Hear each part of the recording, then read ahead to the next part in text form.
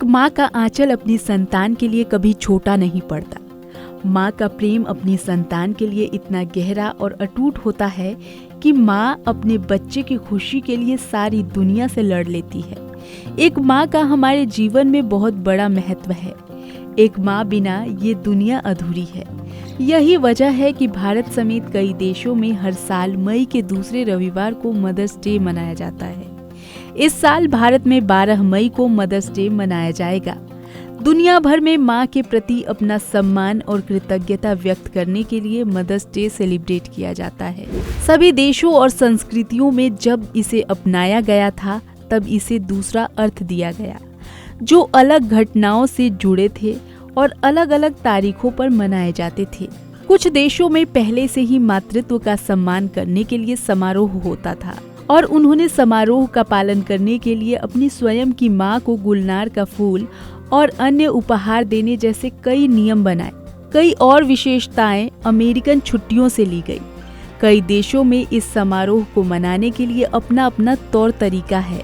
कुछ देशों में मातृ दिवस के मौके पर अपनी माँ को सम्मानित नहीं किया गया तो ये अपराध माना जाता है।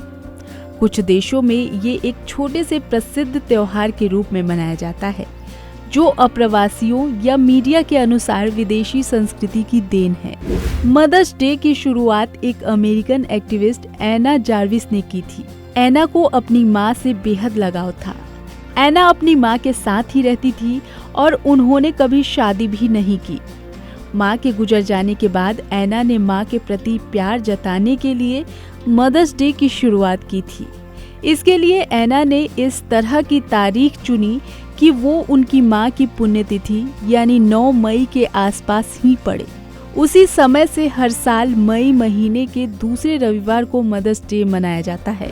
यूरोप और ब्रिटेन में कई प्रचलित परंपराएं हैं, जहां ईस्टर संडे के 3 हफ्ते पहले महीने के चौथे रविवार का दिन माँ के सम्मान में मनाया जाता है, जिसे मदरिंग संडे भी कहा जाता है।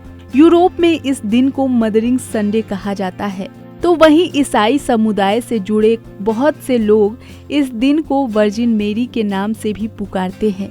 वहीं संयुक्त राज्य अमेरिका, भारत और कनाडा मई के दूसरे रविवार को मातृ दिवस के रूप में मनाते हैं।